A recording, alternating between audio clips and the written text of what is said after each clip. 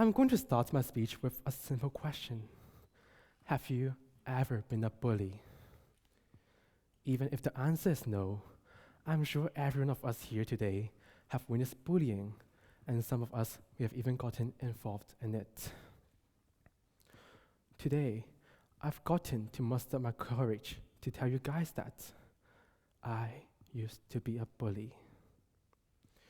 To start with, let me define what bullying is, in case some of you guys are lucky enough not to have experienced it. Bullying simply means hurting others. It can come in different forms, physically or verbally. For instance, beating up someone, leaving an insulting comment, or even nicknaming. One thing about bullying is always true. It is detrimental to one's life. Bullying is a complicated social phenomenon, which is a harm-directed behavior towards someone. It targets individuals beyond gender, age, race, and boundaries, meant to belittle and to intimidate them. Bullying is also considered as a psychological factor, as it causes mental and physical harm to an individual. Just like how Will Bowen has described bullying, or to make it more specific, the bullying cycle. Hurt people hurt people. To make it easier to understand, it simply means a hurt people will hurt other people. This is true. I know it, because I myself has my own experience of it. I was a kid with ADHD. Those with ADHD have differences in brain development that affect attention, the ability to sit still, and also self-control. When I was in primary school, I struggled a lot academically and socially. My ADHD meant that I couldn't find a suitable way to study because I simply couldn't concentrate. I lagged behind the others, and my peers started to isolate me and bully me. The teachers even ignored me and turned a blind eye to the bullies. Why? Why did this happen? Since I was studying in an academically competitive school, I not only failed all my exams, but also often got distracted during classes and turned to my classmates to talk to them. I didn't realize my classmates and my teacher saw me as a failure, found me bothersome, and I therefore became the target of bullying. My peers would tear out homework, would punch me, or even complain to the teachers for things I've never ever done. As time went on, you may think I've just lost my friends. But no, in the reality, what I've lost was my last reason to persuade myself to attend school. I feared school. I was hopeless. I was diffident. Simply put, embarrassment surrounded my entire childhood. Some of you here today may know this feeling, waking up every day, facing your worst fear. For those of you who don't know, it's like someone with acrophobia standing atop a skyscraper for the entire day, waiting for the school bell rings so you could be let down. With the anger and hopelessness building inside myself, I started to become part of the problem. When the more dominant individuals bullied the weaker ones, I too began ignoring. I too began laughing. I too began taking part in it. This was who I was. This was how I stood up for myself. My own experiences influenced me into bullying others. I became the kind of people whom I hated the most. As I matured, I started to reflect and feel guilty for what I have done. Because I should be the one who knows the devastation and torture that bullying can cause the most. As we suffer from persistent bullying, we are in a continuous state of anxiety, hopelessness, and powerlessness. We clearly know that we are weaker than those dominant individuals. But when we see others weaker than us, we know subconsciously that we can use them to show we are stronger. We too have power. However, when we are retaliating for the pain experienced, forgetting the agony we once felt, we, the bully victims, normally experience more emotional traumas than those who are pure bullies or pure victims. Back to the question that some of you guys may be thinking about. What makes a bully bully? Some argue that bullying is an adaptive trait for both the perpetrators. Scientists believe that this could be traced back to the evolution. Psychologists have been trying so hard to find the biological reason behind bullying behaviors. Research suggests that our genetic plays a vital role in influencing our psychological traits, determining if we become part of the bullying cycle or not.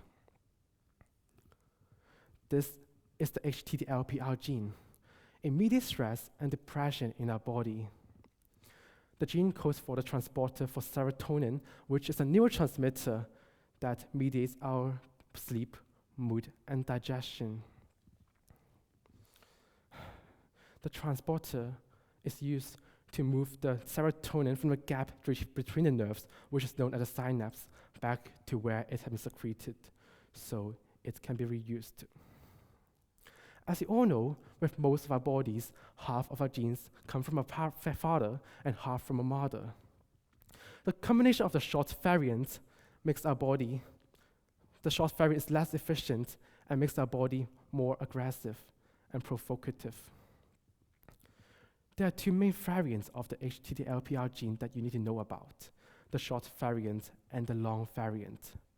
The short variant is less efficient than the long variant, leaving a higher level of serotonin between the nerves, less circulating in our body. This condition is known as the serotonin deficiency. Serotonin deficiency has been believed to increase the likelihood to become aggressive, anxious, or aggressive. Victims in the bullying who suffer from serotonin deficiency have been believed to increase the likelihood to become a bully in the future later on themselves.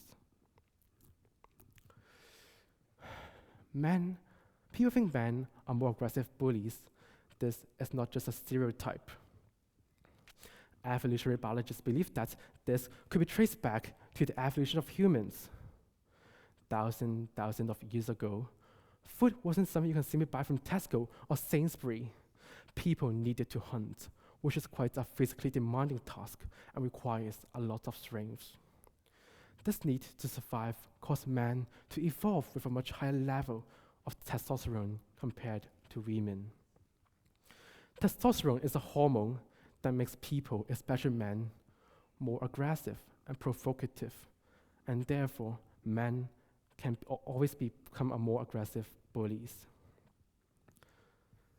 In the autumn of 1998, three professors, Illey, Stevenson, and Lichtenstein, set out to study the etiology of bullying. Etiology is the cause of a disease or an abnormal condition.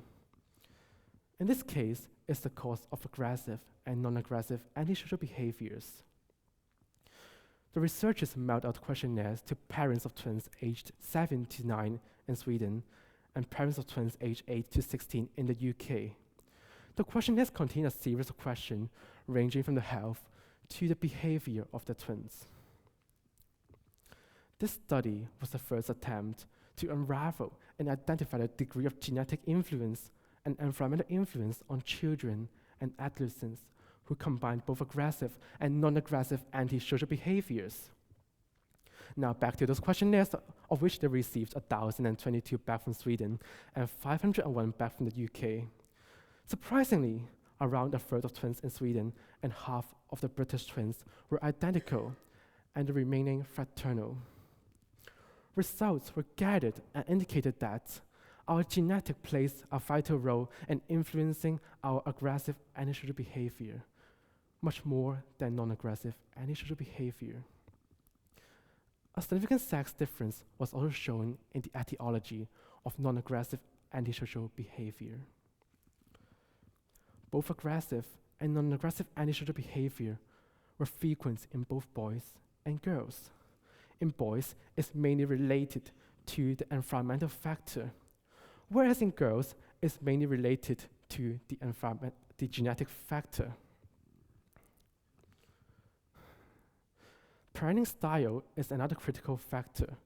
Children who bully are 3 times more likely to bully others due to family issues or parental issues. Witnessing or experiencing issues at home, for instance, abuse, neglect, or divorce, can cause the children to bully others due to despair, anger, or jealousy. This could be the way of expressing repressed anger at home, or again, the way for them to regain a sense of power over their lives. In one such study, researchers at the University of Washington and Arizona State University conducted a retrospective study of 419 students and found that those parenting authoritativeness, which means parents are warm and caring, but set up rules for the sake of the child's safety, lowered the risk of the children becoming a bully or being bullied. Both permissive and authoritarian parenting style ask for high responsiveness, but with a low demand and high expectation respectively. Both of these could lead their children to have higher risk of becoming a bully, because both approaches can result in a lack of respect towards rules and the rights of others.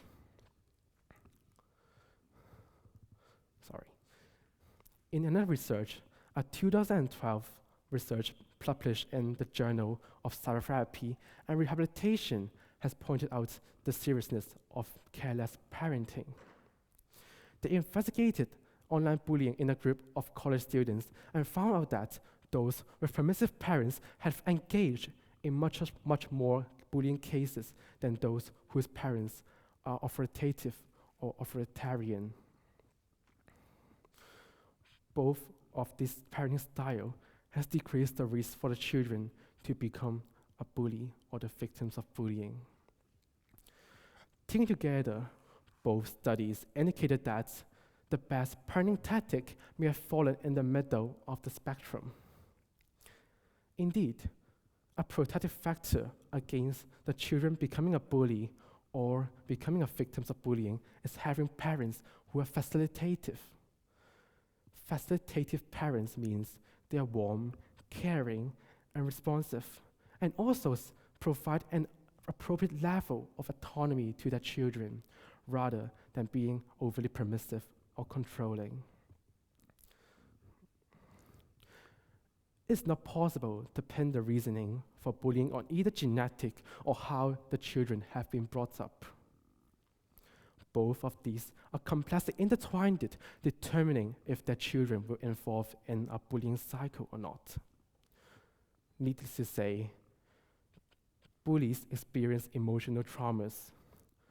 However, even when they bully others, they won't feel better in the long term, and ironically, there'll be more pain, anxiety, depression, desolation.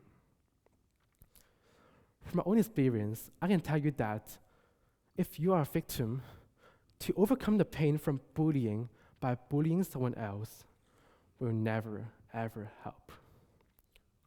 So for now, just take a step back and look at the big picture together. In a victim, don't give your power to the bullies. In a bully, I saw insecurity. I saw weaknesses. I saw vulnerability. I've been there too before. And I know some of you here today are also right there at the very moment. If you are a victim, stand for yourself. Stand for people around you. And always remember, bullying is never a solution. Thank you.